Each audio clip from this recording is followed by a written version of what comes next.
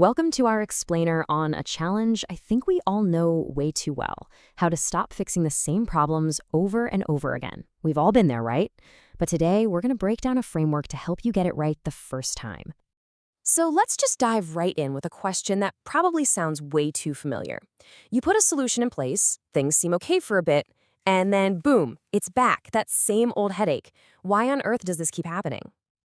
Well, the answer is actually pretty simple, but it's a classic trap we all fall into. We get so busy dealing with the immediate pain, the symptom, that we don't dig deeper to find the actual disease causing it. It's kind of like constantly bailing water out of a leaky boat instead of just plugging the hole. Today, we're looking at a killer two-step process to get past those surface-level fixes and get right to the heart of the matter. This is about turning those frustrating cycles into real, lasting improvements. To really nail down the root of a problem, we've got to think about the whole system. The source material for this explainer points out that if you want to improve any process, you first have to tackle three fundamental challenges that are probably blocking your progress. And think about how connected these are. You can't get rid of waste if you don't know what's really causing it. You can't reduce variation in your results if you're just guessing what to tweak. And you for sure can't establish any kind of control if you don't understand what's actually driving performance. It all comes back to finding that real root cause.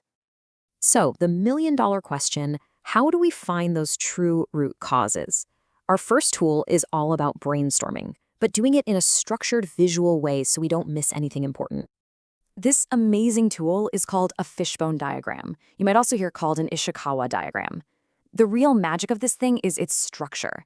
It literally forces you to move beyond your first, most obvious idea and think about all the possible causes, so you don't just jump to the wrong conclusion. All right, let's make this real. We're going to use a super common business problem. Let's say our website traffic is tanking. That problem, low website traffic, becomes the head of our fish. It's the central effect we're trying to figure out.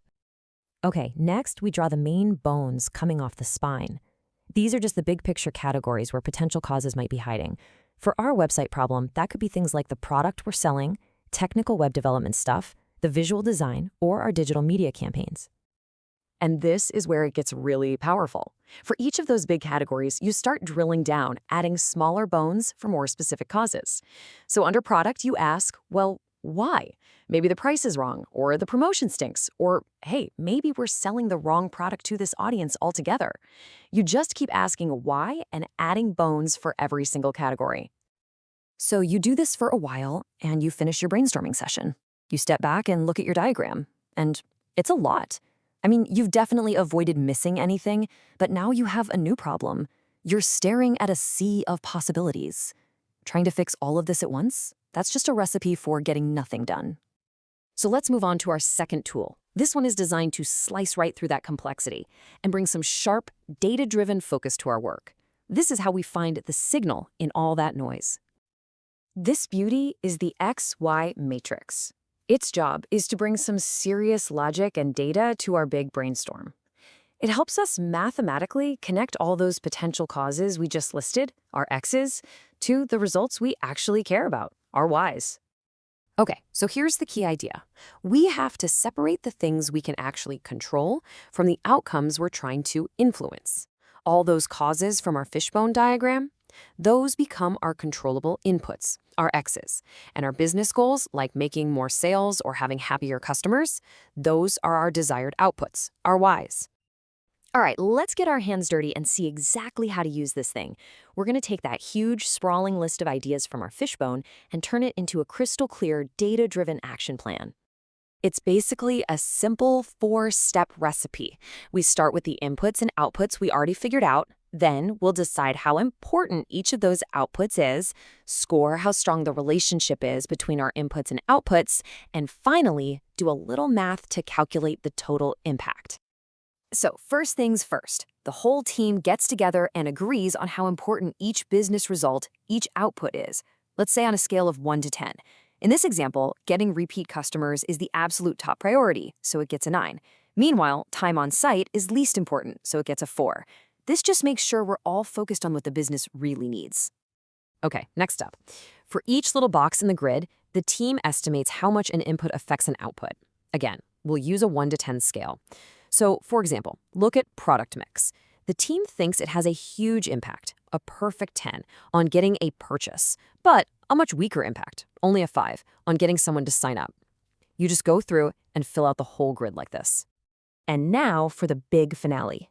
For each row, each input, you just multiply the relationship score by the importance score at the top of the column.